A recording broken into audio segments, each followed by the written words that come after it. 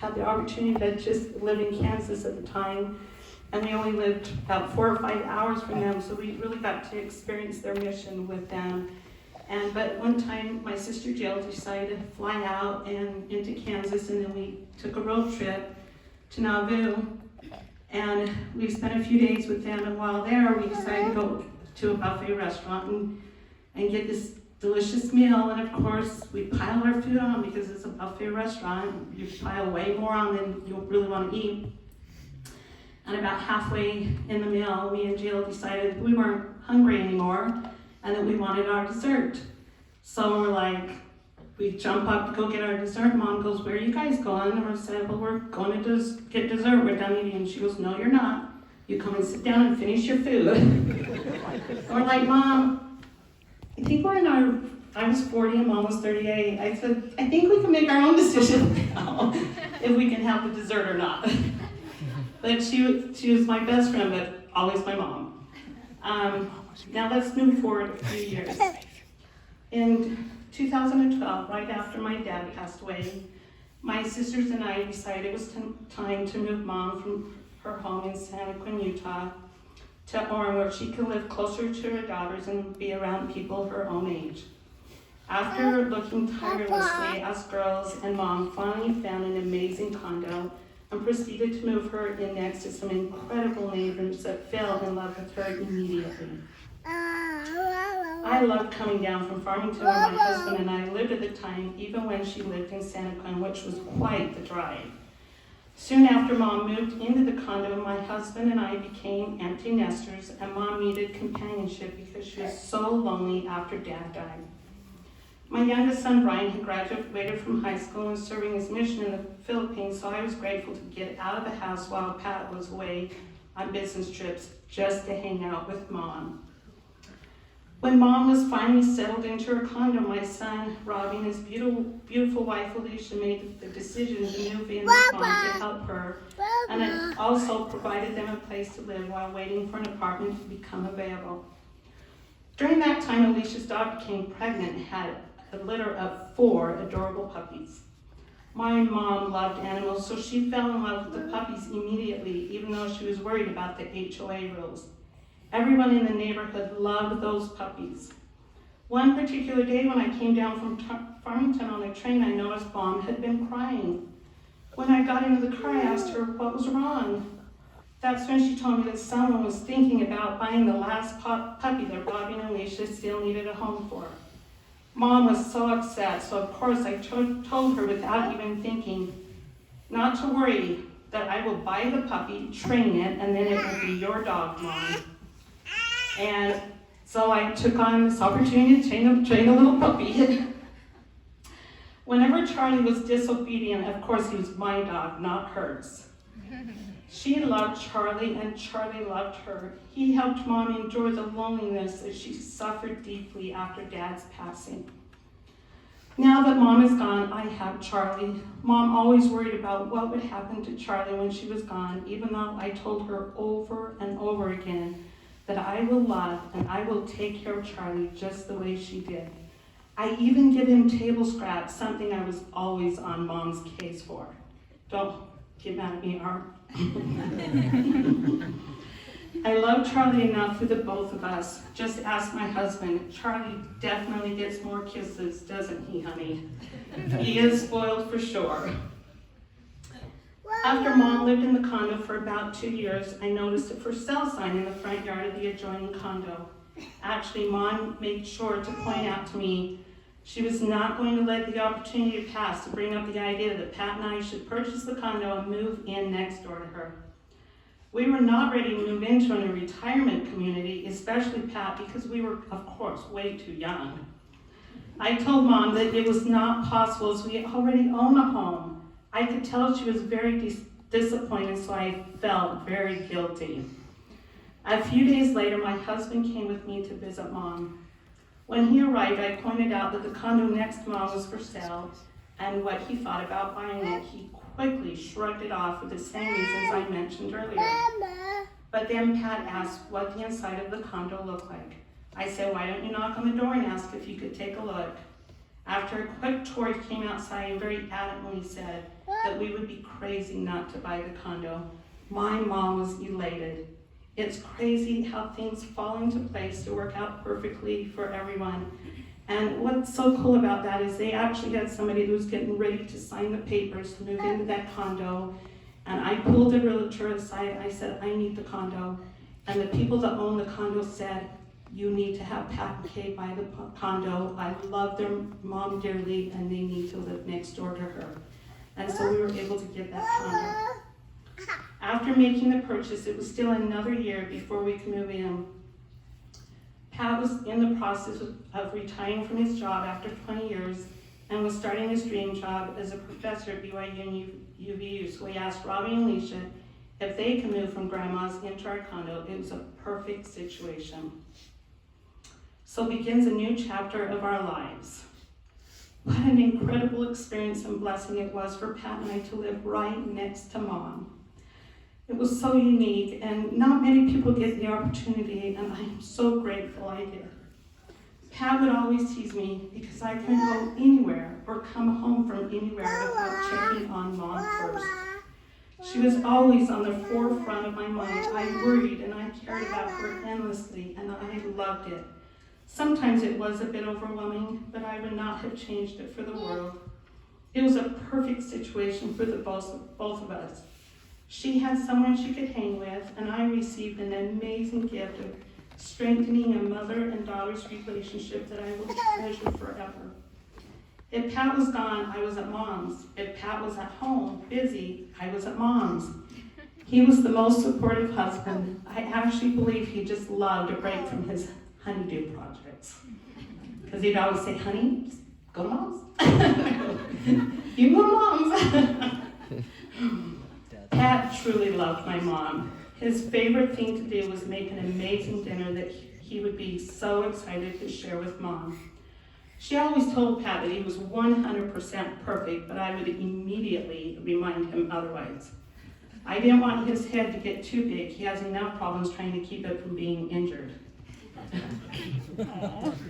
Mom loved to travel, take rides in the beautiful mountains, or just drive around the vineyard to see how much it changed from when she was a child growing up among cornfields and living on the farm. I have to tell you a funny story. So one day, Pat loves to have barbecues.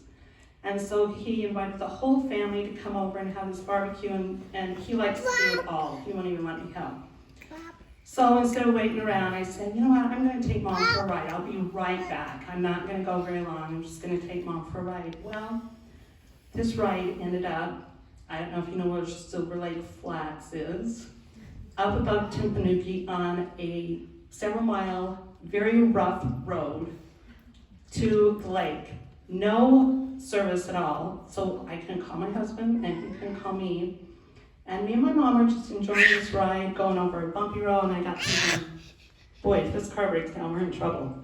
Because it was me and my mom. I didn't think we could do much. But it was so fun, and when I got home, my husband was not very happy with me. He was really nervous, but that's what my mom loved. And so I took her many places that maybe I shouldn't have done because we were out in the middle of nowhere, but she loved it. She also loved to sew and cook, and her favorite show was Pioneer Woman. And I was not able to take her, but me and my husband was able to go to Pioneer Woman ranch, and I was able to Skype her in, and she got to see the ranch. She was the best gardener in Vineyard after her dad passed away, of course. Every year, me and my sisters would buy season tickets for Mom to attend the Health Theater. I was the one that had the privilege of taking her. She loved their plays and especially she looked forward to the Vineyard Lunch Bunch every month. During the summer, I would bring the lawn chairs out and set up a dog fence so Charlie and Copper, my doggie, could run around while Mom and I enjoyed a peaceful summer day sitting under the shade tree. Both Mom and I loved sewing, but we both hated to be inside when the weather was so nice. So I would say to Mom, let's set up your machine, and I will set up my easel for a paint class that I was enrolled in at UVU. We felt so productive, and we both truly loved those summer days, especially when the grandkids would show up. My husband and I had the pleasure of taking Mom on many trips. Just a few years after my father passed away, Pat and I had an opportunity to take Mom to Europe to enjoy a 7-day cruise with our oldest boys, his wife Alina, and our little grandbaby Carter. They were stationed in Germany at the time, so we planned the trip. Robbie and Alicia joined us along with Brittany, my beautiful niece, who came to experience Europe for the first time. She was a perfect companion for Grandma. Where is Brittany? She was the perfect companion, and my mom loved having her along. And such a trooper while taking care of Grandma's every need. Her patience and love for Grandma made the trip so memorable for Mom. At first, Mom didn't want to come because she was in pain and thought it would be hard and impossible. I said, Mom, you can do this, so I'm taking you with us, the demanding daughter I am. It was hard and tiring, but she was an amazing traveler. She would say, park me here so I can people watch while the rest of you enjoy the sights. She loved every minute of it.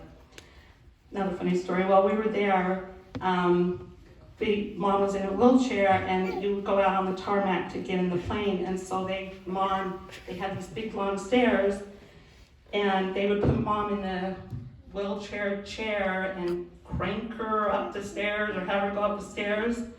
And as soon as she gets up, she pops out of the wheelchair. We're like, Mom! Everybody's watching. Pat yells, it's a miracle out there on the tarmac. And it was funny to watch. My husband was proud of himself on our trip because he was able to eat anything he wanted, and he still lost 10 pounds from pushing Mom all over Venice, Ephesus, Greece, and Croatia.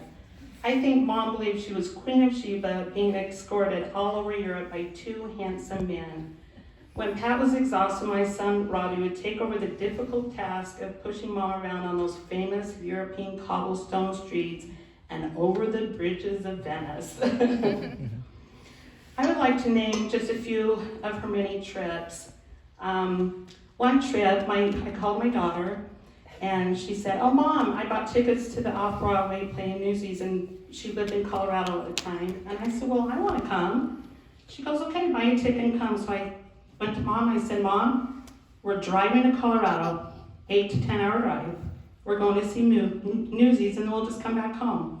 So it was me and Mom, we drove, we watched Newsies, and we came home. And she loved spending time at the cabin with family, at our cabin, and she couldn't wait because every time I went up there, I said, it's the best decision we've ever made. And she loved bringing Charlie. That was one place that she could bring Charlie and be comfortable. In 2019, I said to Mom, her dream was always to go to Martin's Cove. And I said, Mom, this is the year we have to do it, or you're not going to get another chance. And I'm so grateful for doing that. And so we went to Martin's Cove. Pat and I packed up a trailer, and it was hard. Mom was struggling physically, and it was very hard, but we took about 10 days, and we went to Martin's Cove. And then we decided to just keep on going further and go to Mount Rushmore, and we just had a blast, and she loved it. She loved camping with her family and friends in the Deer Salmon Club. We all had trailers, and at some point in her life, she went camping with each one of us. Her last camping trip was with Pat and I and Rita Lane to Great Basin National Park last October. It was so beautiful. Christmas 2019, we took Mom to Missoula, Montana to spend Christmas with Amy, her husband Rob, and 4 of her beautiful grandkids. It was a tough trip because Mom was having such a hard time physically, but I'm so glad we took her. There are so many other trips that it's just impossible to talk about all of them. Over the past couple of years, my mom's physical health has slowly been deteriorating to the point that my sisters and I had to make the difficult decision of moving Mom into an assisted living facility. She moved into the Covington Senior Living in Orem, Utah at the beginning of February, just before the dreaded coronavirus that basically changed the world and everyone's life. It was supposed to be the perfect scenario. Mom would have wonderful people take care of her daily needs. We could visit her anytime and take her places whenever we could, but that didn't happen. It was a struggle for Mom to be in lockdown for so long and not be able to have family come see her or be able to leave to participate in family celebrations such as the weddings of Brittany and Kyle Taylor and Kelvin and Haley Lopez. The one time she left was to attend my Uncle Evan's funeral. She wanted very much to be there to support her sister. She would do anything to leave and go. She wanted to be there for Feline. As a family, we tried to make the best of the situation, as Pat put a two-way camera in her room so we could see Mom and Mom could see us while talking to her. Covington also did their best with so many strict guidelines that they had to follow. They provided opportunities to talk to Mom through the front glass doors, or when possible, visit her outside by the fish ponds, which she loved very much. One time I went to visit her, and it was a BYU game, and I said, would you please let Mom know that I'm coming over to visit her, and if she would like to come down, I'm going to pick up Charlie and I can visit her. But I said, I know there's a game on, so we'll see what she chooses. Guess what she chose? BYU. She loved BYU. I would like to take a moment and describe a beautiful picture of Mom's last week of her life. Mom was 83 when she peacefully passed away September 10th, 2020. Mom's last week. To me, it seemed like a very normal week for Mom at the care center. I was doing my daily visits of seeing and talking to her, bringing Charlie so they could have their daily nap together. There were no health concerns. She was actually doing very well. Monday. Jill went to see her, but she was in such a deep sleep that the nurse gave up trying to wake her. So Jill just told them to let her sleep. Tuesday. The CNA said that Mom kept asking when Jim was coming to get her. She said that he would be back to get her. Wednesday. I got a call from her. She wanted to talk, but instead I told her I would come over with Pat and bring Charlie to visit. When we got there, I was so excited because she was in the center of several ladies just chit-chatting away. She very seldom did that. I was so excited, I just flew my arms up. She just looked so good. I was beaming because she looked so good and so happy. The CNAs took us out to the pond to visit because she wanted to see the fish swimming in the pond. After a while, I said I was tired and we needed to go, but Mom said she wasn't tired at all, which surprised me because she was always wanting to take a nap. Thursday, I received a call from the Encompass nurse saying Mom had passed early that morning. I was shocked. I didn't believe the nurse. I kept saying, no, are you sure it's Donna Pipkin in room 244? And they're like, yes, I'm sorry. I said, Mom, looked so good. She was so cheerful the night before. She was just so happy. It was hard receiving that phone call and having to tell my sisters that Mom had passed away early Thursday morning. But I am at peace knowing that this is what she wanted for so long. Ever since Dad died, she always said, get me to 80, then let me go, because I just want to be with Jim. Well, she lived another 3 years, and the family tried to make those years the best we could give her. Just a few weeks ago, Mom was saying that she wanted Dad to come and get her, and I said, Mom, Dad is building you a mansion in heaven, and he can't come to get you until it's completed. Apparently, he finished that mansion. And now they are reunited for eternity. I also believe the first thing Mom did was probably chew him out for taking so long to come and get her. And the other thing is she probably loved the mansion and was wondering where her tomato garden was. I am so grateful she had such an amazing week before passing. I truly believe Mom was escorted by Dad to the other side of the veil. And I know he came on Monday during her deep sleep to let her know that it was her time to go because she was so at peace. I know for sure that when Mom finally passed, she was surrounded by heavenly angels. I love you, Mom. I will miss you deeply. I know you are happy, free of pain, and at peace for eternity. Till we meet again, Mom. Hugs and kisses. I say these things in the angels' Christ's name.